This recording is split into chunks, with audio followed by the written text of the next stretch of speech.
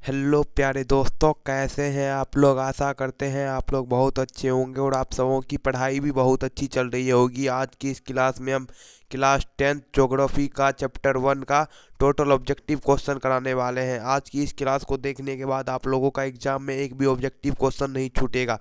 तो चलिए ज़्यादा देरी नहीं करते हुए वीडियो को स्टार्ट करते हैं। अगर आप लोग इस चैनल पे नए हैं तो चैनल को लाइक और सब्सक्राइब जरूर कर दीजिएगा। तो चलिए स्टार्ट करते हैं। तो सबसे पहला नंबर का जो क्वेश्चन है कि पंजाब में भूमि निम्नीकरण का निम्नलिखित में से मुख्य कारण क्या है। तो पंजाब में जो भूमि निम्नीकरण होता है तो उसका मुख्य कारण क्या है। तो पंजाब में भूमि निम्नीकरण का मुख्य कारण है अति पशुचारण। तो इसका राइट आंसर ऑप्शन डी हो जाएगा। चलिए नेक्स्ट क्वेश्चन की तरफ चलते हैं।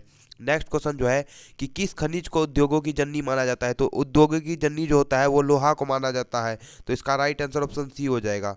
और ये क्वेश्चन जो है लगातार बहुत हर एक साल लगभग आप क्वेश्चन बैंक उठा के देखेंगे तो एक साल का गैप होगा क्वेश्चन के बीच में। लगभग साल ये क्वेश्चन पूछा गया है।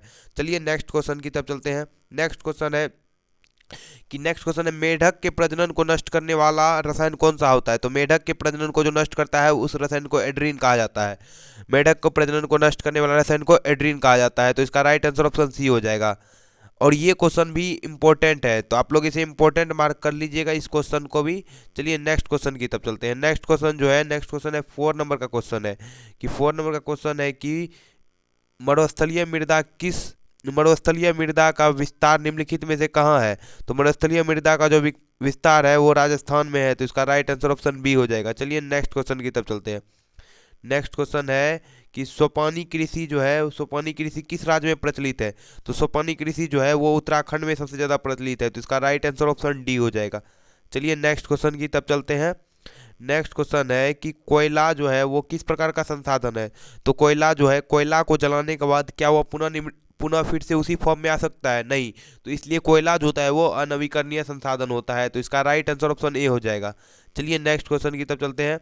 नेक्स्ट क्वेश्चन है कि भारत में 2001 में कितना प्रतिशत भौगोलिक क्षेत्र में वन का विस्तार था।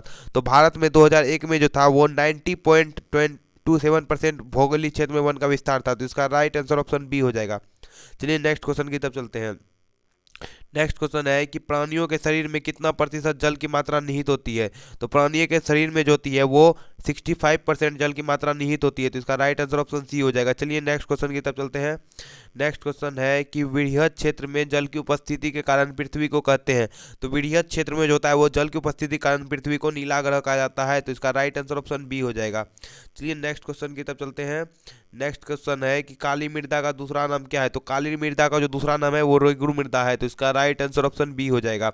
चलिए अब नेक्स्ट क्वेश्चन की तरफ चलते हैं फिर। और नेक्स्ट क्वेश्चन है 11 नंबर का क्वेश्चन है कि FAO की वार्षिक रिपोर्ट के अनुसार 1948 ईस्वी में विश्व में कितने हेक्टेयर भूमि में वन का विस्तार था।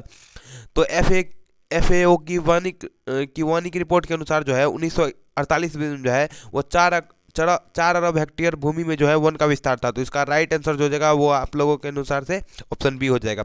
चलिए नेक्स्ट क्वेश्चन की तरफ चलते हैं।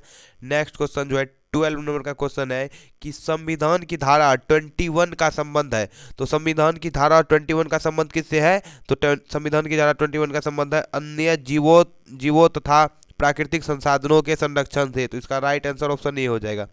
चलिए नेक्स्ट क्वेश्चन की तरफ चलते हैं। नेक्स्ट क्वेश्चन है कि बिहार में अति जल दोहन से कितने तत्व का संकेंद्रण बढ़ा है। तो बिहार में अति जल दोहन से जो है किस तत्व का संकेंद्रण बढ़ा है। तो वो आर्सेनिक तत्व का जो है संकेंद्रण बढ़ा है। तो इसका राइट आंसर ऑप्शन सी हो जाएगा। चलिए नेक्स्ट क्वेश्चन की तरफ चलते हैं। नेक्स्ट क्वेश्चन है 14 नंबर का क्वेश्चन है कि बिहार के कितने प्रतिशत भौगोलिक क्षेत्र में वन का फैलाव है। तो बिहार के जो है वो 7% भौगोलिक क्षेत्र में वन का फैलाव है। और ये क्वेश्चन भी आप लोग इंपॉर्टेंट मार्क कर लीजिए। और इसका राइट ऑप्शन जो हो जाएगा वो ऑप्शन डी हो जाएगा। चलिए नेक्स्ट क्वेश्चन की तरफ चलते हैं। नेक्स्ट क्वेश्चन है भारत का राष्ट्रीय पक्षी क्या है। तो ये आंसर मेरे अंदाज से मुझे जो लग रहा है कि ये आंसर सभी को आना चाहिए। तो भारत का राष्ट्रीय पक्षी क्या है। भारत का राष्ट्रीय पक्षी जो है वो मोर है। तो इसका राइट आंसर ऑप्शन सी हो जाएगा। चलिए नेक्स्ट क्वेश्चन की तरफ चलते हैं।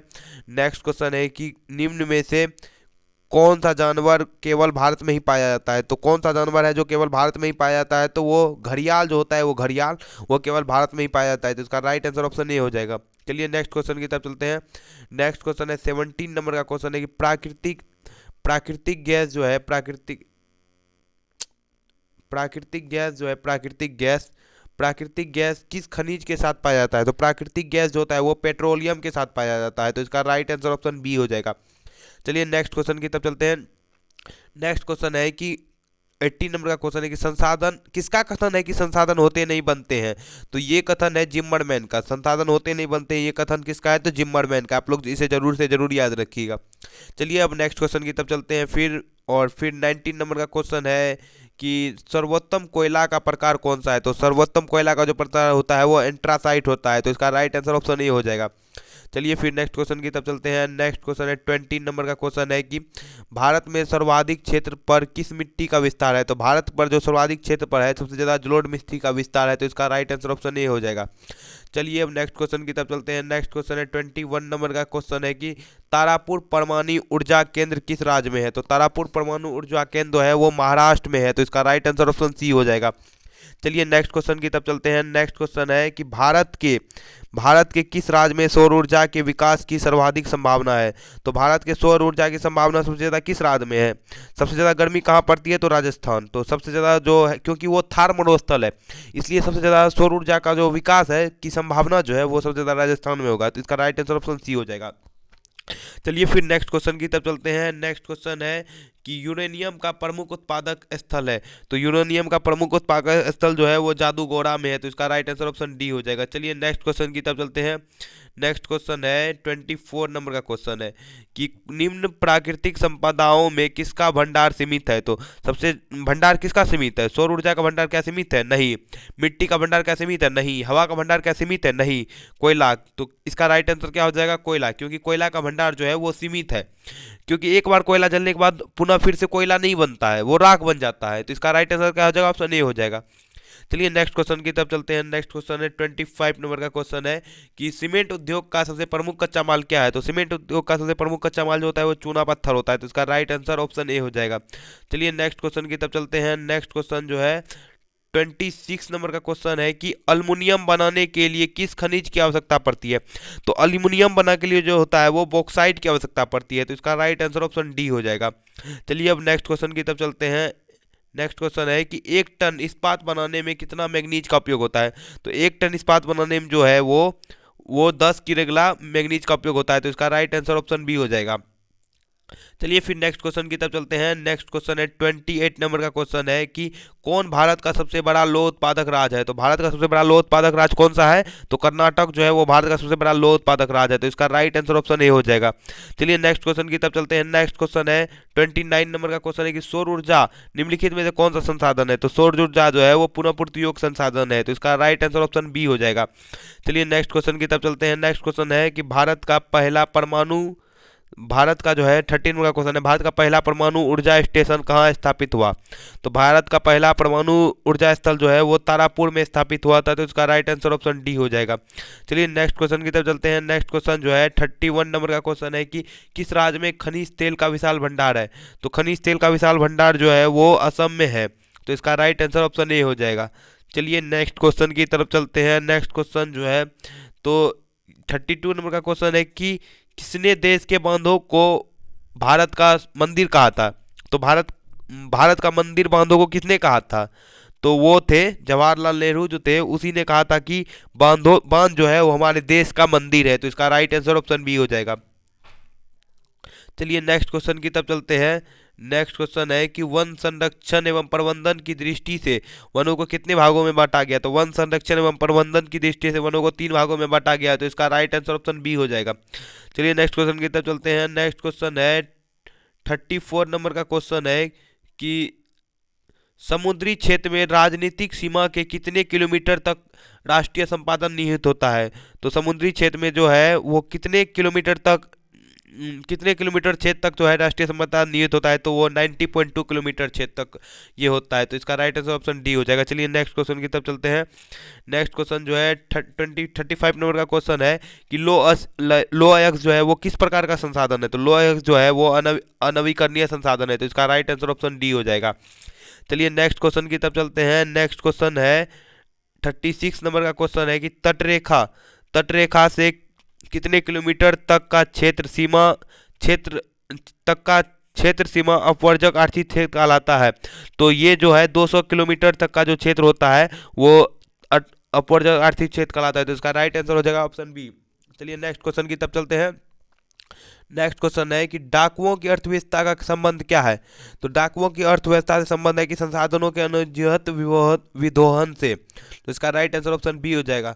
चलिए नेक्स्ट क्वेश्चन की तरफ चलते हैं। नेक्स्ट क्वेश्चन जो है 38 नंबर का क्वेश्चन है कि सौर्य ऊर्जा निम्नलिखित में से किस प्रकार का है।